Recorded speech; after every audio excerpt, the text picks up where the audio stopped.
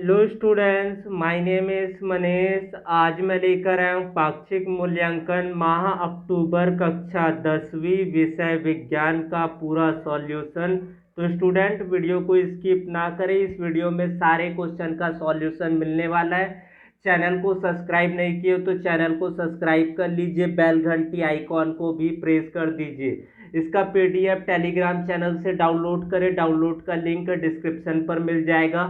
प्रश्न क्रमांक पहला का अ सही विकल्प चुनकर लिखिए। पहला प्रश्न है, निम्नांकित में से कौन सा पादप हार्मोन है? ऑप्शन दिया गया इंसुलिन, थायरॉक्सिन, एस्ट्रोजन, साइटोकाइनिन। तो इसका उत्तर हो जाएगा ऑप्शन नंबर द, पादप हार्मोन है cytokinin.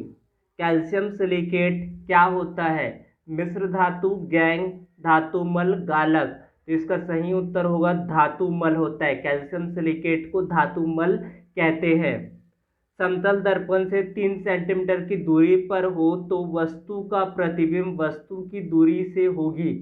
4 centimetre, 6 centimetre, 3 centimetre, 12 centimetre. तो समतल दर्पण में वस्तु की दूरी जितनी दूरी पर होगी, प्रतिबिंब भी उतनी ही दूरी पर प्राप्त होता है। तो इसका हो जाएगा 3 सेंटीमीटर। निम्नांकित में से कौन सा अपरूपता नहीं दर्शाते?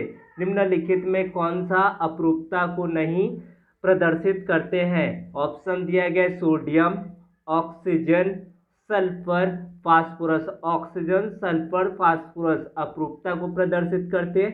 बचा हुआ ऑप्शन है आपके पास सोडियम, तो सोडियम अपरूपता प्रदर्शित नहीं करते हैं। उसके बाद देखते रिक्त स्थानों की पूर्ति कीजिए। छत्तीसगढ़ में पाए जाने वाले लोहे का प्रमुख अयस्क डैश है हेमेटाइट, जिसका सूत्र होता है Fe2O3 होता है Fe2O3।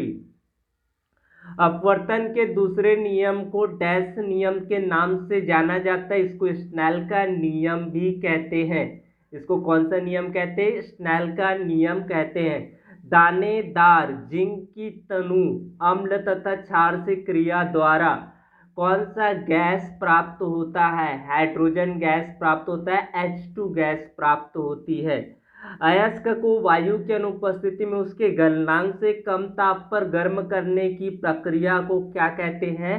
निस्तापन कहते हैं। याद रखेंगे बच्चों, इसको निस्तापन कहते हैं। अयस्क को वायु की अनुपस्थिति में उनके गलनांक से कम ताप पर गर्म करने की क्रिया निस्तापन कहलाती है। अति लघु उत्तरीय प्रश्न देखते। एक तंत्रिका कोशिका का नामांकित चित्र बनाना है। तो इस तरह से आपको नामांकित चित्र तंत्रिका कोशिका का बनाना है। यहाँ पर आप डेंड्राइट देख रहे हैं, केंद्रक देख रहे हैं, स्वान कोशिका है, साइनैप्स है, पेशी ऊतक है, माइलिन भित्ति सहित एक्सलॉन है।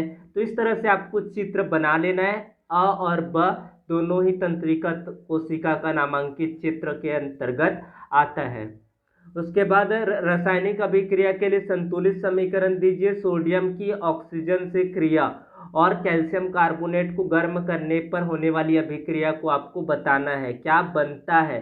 तो सोडियम की ऑक्सीजन से क्रिया, तो सोडियम अधिक क्रियाशील धातु होता है या ऑक्सीजन के साथ शीघ्रता से क्रिया करती। खुले में रखने पर यह हवा की ऑक्सीजन से अभिक्रिया कर ऑक्साइड बनाती है, इसलिए इसे ऑक्सीजन से संपर्क रोकने के लिए इसे कैरोसिन यानी कि मिट्टी के तेल में रखा जाता है। तो इस तरह से इसका आपका संतुलित समीकरण लिखना है। 4 time Na plus O2 equal to 2Na2O। Nitrogen यानी कि सोडियम ऑक्साइड बना, सोडियम ऑक्साइड को वाटर के साथ रिएक्ट किए तो क्या बना? सोडियम हाइड्रोक्साइड बना है। उसके बाद कैल्शियम कार्बोनेट को गर्म करते तो क्या बनता है?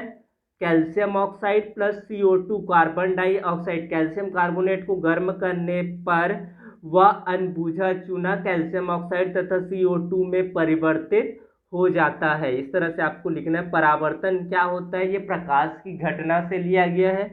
तो जब प्रकाश की किरण किसी चिकनी पॉलिशदार तल पर टकराती है तो उसका अधिकांश भाग प्रथम माध्यम में ही लौट आता है। इस घटना को प्रकाश का परावर्तन, लाइट ऑफ रिफ्लेक्शन कहा जाता है। इसके दो नियम होते हैं, आपतन कोण, परावर्तन कोण सदैव बराबर होते हैं। आपतित किरण, परावर्तित किरण तथा अभिलंब पर तीनों एक ही तल पर होते हैं, जैसे कि चित्र में आप लोग देख पा रहे होंगे। उसके बाद देखते हैं लघु उत्तरीय प्रश्न। अधातुओं और धातुओं को भौतिक गुणों के आधार पर इसकी तुलना कीजिए तो पारे यानी कि मर्क्यूरी को छोड़कर सभी धातुएं ठोस अवस्था में पाई जाती है। अधातुएं ठोस, द्रव तथा गैस तीनों अवस्था में पाई जाती है। धातुएं आघातवर्धनी होती है जबकि अधातुएं भंगुर होती, पिटने पर चूर चूर हो जाता है। धातुएं तन्य होती है, अधातुएं तन्य नहीं होती है। धातुएं ऊष्मा और विद्युत का सुचालक होती है, ये कुचालक होती है। अपवाद है कुछ, एब्सेक्शन है आपका ग्रेफाइट, आयोडीन। उसके बाद पौधे प्रकाश के प्रति संवेदी होते हैं। क्या आप सहमत हैं या नहीं है, इसको लिखना है। पौधे प्रकाश के प्रति संवेदी होते हैं। हम इस कथन से सहमत है क्योंकि आप सूर्यमुखी का पौधा या फूल देखे होंगे जो पूरे दिन सूर्य की प्रकाश की दिशा में घूमता रहता है। बिना प्रकाश के पौधे जीवित नहीं रह सकते हैं। बिना प्रकाश के पौधे जीवित नहीं रह सकते क्योंकि पौधे प्रकाश की उपस्थिति में प्रकाश संश्लेषण की क्रिया द्वारा अपना भोजन बनाती है। स्पष्ट कि पौधे प्रकाश के प्रति क्या होते हैं, संवेदी होते हैं। बिना प्रकाश के पौधे जीवित नहीं रह सकता। दीर्घ उत्तरी संचारण क्या होता है, तो संचारण क्रियाशील धातुएं जैसे कि जिंक, एल्यूमिनियम शीघ्र ही ऑक्सीजन तथा नमी से क्रिया करती है और उसके यौगिकों में बदल जाती है यानी कि परिवर्तित हो जाती है। यह क्रिया संचारण कहलाती है। लोहे की ऑक्सीजन और जल की क्रिया को जंग लगना, रस्ट कहा जाता है। इसका आप सूत्र लिखना चाहे तो लिख सकते हैं, लेकिन आपको इसमें संचारण क्या है और बचने के उपाय पूछा गया है। लोहे से बनी वस्तु को धूल, वायु, नमी से बचाने का कोशिश करना चाहिए।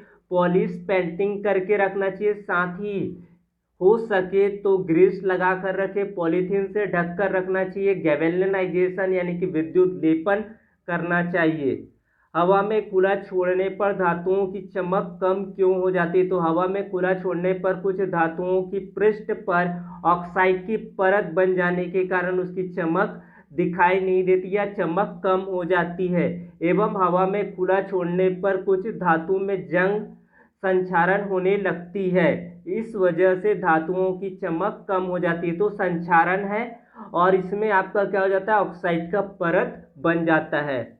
आपको कोई तत्व दिया गया, आप कैसे पहचानेंगे कि वह धातु है, तो आप धातु पहचानने के बहुत ही तरीके होते हैं। धातु विद्युत के सुचालक होती है, घातवर्धनी होती है, तन्य होती, खींचा जा सकता है। धातुओं में धात्विक चमक पाई जाती है, शाइनिंग होता है उसमें।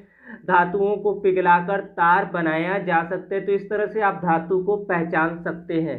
उप धातु किसे कहते हैं, तो कुछ धातु ऐसे होते हैं, कुछ ऐसे गुण प्रदर्शित करते हैं जो केवल धातुओं के द्वारा दर्शाए जाते हैं, जबकि कुछ गुण केवल अधातुओं के द्वारा। किंतु कुछ ऐसे तत्व भी है जो दोनों के गुण लक्षण को दर्शाते। इन तत्वों का स्थान आवर्त सारणी में धातुओं और अधातुओं के मध्य है, इसलिए इनकी गिनती धातुओं में नहीं होती, पर इन्हें उपधातु, अर्धधातु भी कहा जाता है। यानी कि इसको क्या कहा जाता है, आपको उपधातु कहते हैं। जैसे कि आपका बोरॉन हो गया, सिलिकॉन हो गया, पोलेनियम हो गया, आदि हो गया। ये आपका उदाहरण है उपधातु का, जिसमें दोनों का गुण होता है, धातु और अधातु दोनों का गुण होता है, उसको उपधातु कहा जाता है। इसको आवर्त सारणी में धातु और अधातुओं के मध्य में रखा जाता है। आपका उदाहरण बोरॉन है, सिलिकॉन है, पोलेनियम है, आदि है। Thanks for watching video. Subscribe here a channel.